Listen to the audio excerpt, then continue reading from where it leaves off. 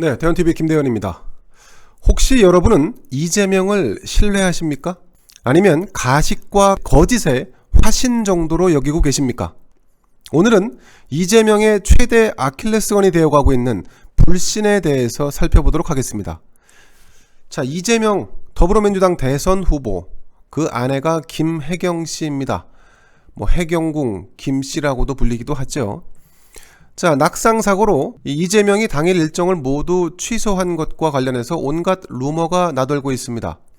진중권 전 동양대 교수는 아내를 때렸다는 소문도 사실은 공식 일정 취소하며 대통령 후보이기 이전에 남편이다 어쩌고 하면서 자기한테 어울리지 않는 이미지를 내세운 것이 단초였다, 이렇게 말했습니다. 가정폭력설, 이런 루머를 불식시키기 위해서 자상한 남편 이미지를 가식적으로, 인위적으로 만드는 모습에서 유권자는 이건 설정이다, 가식이다, 연출된 느낌이다 라는 반응이 나오고 있습니다. 진중권은 한 발 더 나아가서 그냥 피곤한 모습으로 공식석상에 나와서 새벽에 아내가 응급실에 실려가는 바람에 잠을 못 잤다라고 하면 될 것을 가식으로 무언가 감추려 하는 걸까 생각하다 보니 상상력이 가정폭력의 가능성으로 비약한 것이라고 주장했습니다. 자, 이재명은 경기도 이천 쿠팡 물류센터 화재 사건 당시에도 지방에서 태연하게 떡볶이 먹방을 찍었던 인물입니다. 그런 그가 대중의 의식에 자리 잡은 폭력적 인상을 걷어내기 위해서 인위적인 연출을 했다는 게 진중권의 시각입니다. 공감이 가는 대목입니다.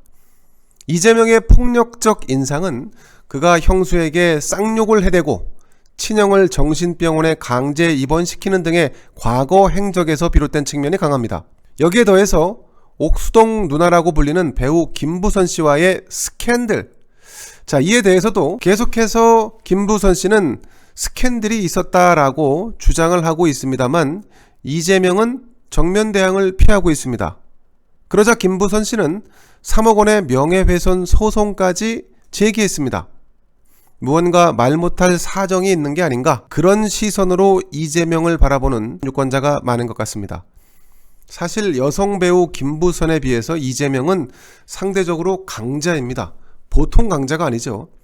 강자와 약자의 싸움에서 사람들은 이재명에게 약간의 두려움 같은 것을 느낄지도 모릅니다. 이재명이 조폭의 돈을 받았다는 의혹도 마찬가지입니다. 온몸에 문신을 새긴 박모 씨, 그는 현재 교도소에 수감되어 있는데 이 박 씨가 이재명에게 조폭돈 20억 원의 현찰을 전달했다는 실로 엄청난 폭로를 감행했습니다. 그런데 말입니다, 유권자의 반응이 조금 이상합니다. 저런 못된 사람이 있나? 라고 하기보다는 이재명이라면 그럴 수도 있겠다는 반응이 더 많은 것 같습니다. 자, 이재명 측은 조폭돈 20억 원 수수설에 대해서 사실이 아니다라고 해명하고 있지만 국민들의 생각은 좀 다른 것 같습니다. 그가 과거 성남시 일대에서 변호사로 활동하면서 조직폭력배의 변론을 맡고 그들 중 일부와 교류를 했었다는 의혹도 사실로 받아들이는 이들이 많습니다. 그럼에도 불구하고 이재명은 그런 주장을 모두 거짓이다, 나는 떳떳하다, 이렇게 말합니다. 자, 이런 이재명의 모습에서 사람들은, 유권자는 불신을 품게 된 것은 아닐까 싶습니다. 자, 이재명의 화려한 언변, 가식과 인위적 마케팅, 그리고 사건이 불거지면 꼬리 자르기로 민첩하게 대응하는 모습. 자, 여기에 더해서 말이죠, 대장동 게이트 사건은 이재명의 어떤 가식이랄까, 인위적 모습이 절정에 달합니다. 자, 이재명 성남시장이 임명하는 자리에 있던 유동규 전 성남도시개발공사 기획본부장, 이에 대해서 이재명은 유동규는 나의 측근이 아니다 라고 꼬리를 자릅니다. 적어도 공공기관의 이런 간부급 인사를 내부도 아니고 외부에서 영입하고 나면 성남시를 이끌고 있는 이재명은 그가 누구인지 가장 잘 파악할 수밖에 없습니다. 그럼에도 불구하고 잘 모른다는 식으로, 친하지 않다는 식으로 얘기하는 것, 신뢰도가 떨어집니다. 자, 유동규는 이재명이 변호사와 시민단체로 성남시 일대에서 활동하던 시절 이재명과 알고 지낸 부동산 리모델링 업자라고 합니다. 변변한 자신의 이력도 없습니다. 이재명이 성남시장이 되고 나서 이런 유동규를 성남시장 인수위원회에서 활동하도록 만듭니다. 이후에 성남시설관리공단을 거쳐서 성남도시개발공사 기획본부장이라고 하는 요직을 맡겼고, 게다가 이재명이 경기도지사가 된 이후에는 차관급 자리라고 하는 경기관광공사 사장에까지 오릅니다. 경기관광공사 사장 임명의 최종 결정권자도 바로 이재명 경기지사였습니다.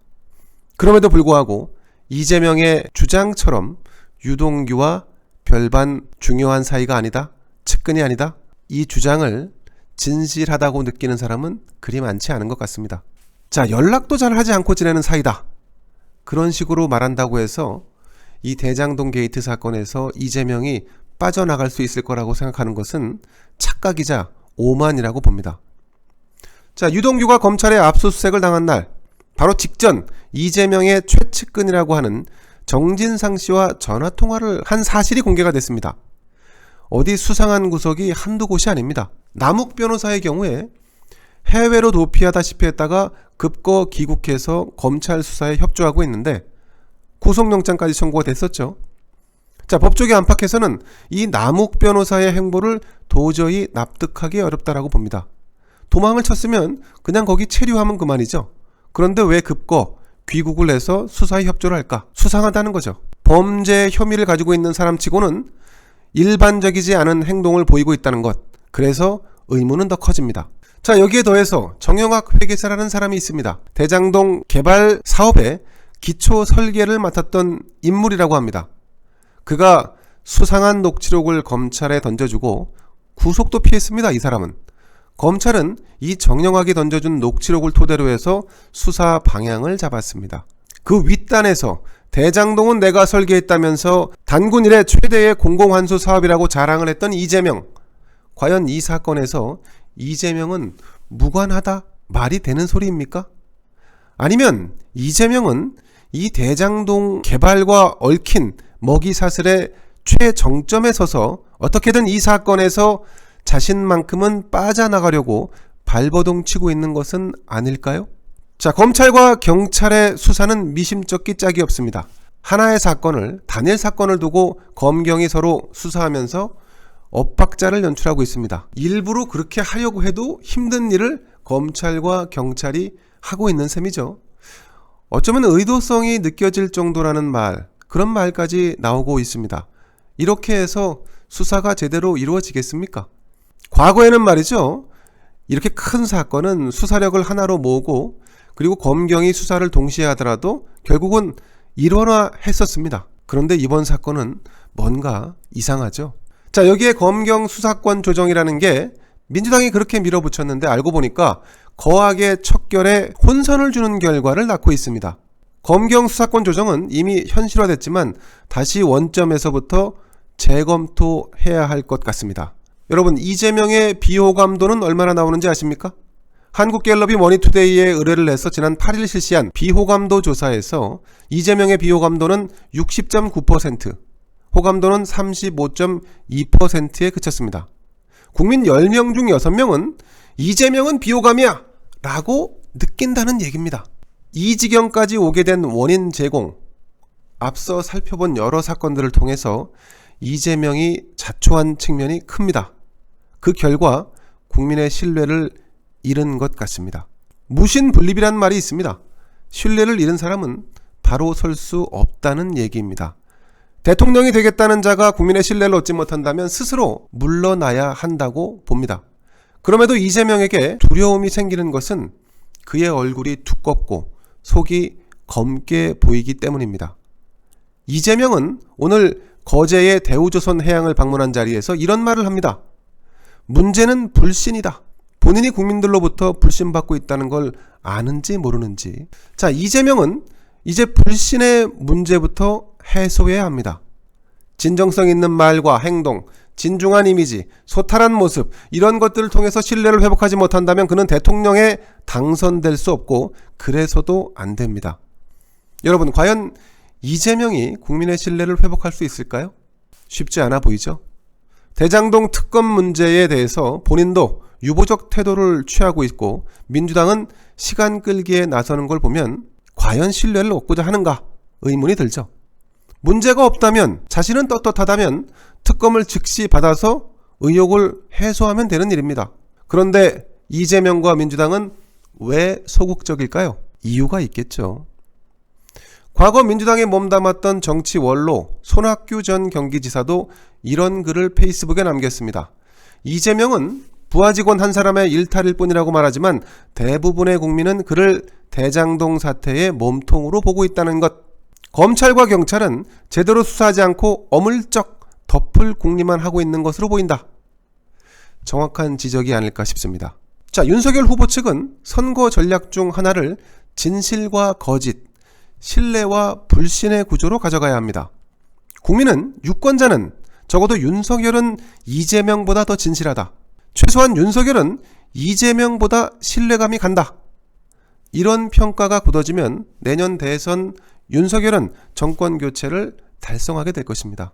문제는 윤석열 본인이 아니라 부인 김건희 씨에게서 터져나올지 모른다는 점입니다. 가급적 선거 과정에서는 가족을 멀리하고 신뢰받는 인사들로 선대위를 꾸려야 할 것입니다. 그렇게 된다면 김종인이 없어도 이준석이 까불지 않아도 대선 승리는 충분히 가능합니다. 자, 김대현의 시시비비였습니다. 이 영상을 보시고 아직까지 구독과 좋아요를 누르지 않으신 분이 계시다면 지금 바로 구독과 좋아요를 꾹 눌러주십시오. 더 좋은 컨텐츠로 보답하겠습니다. 감사합니다. 구독, 좋아요, 알림 눌러주세요.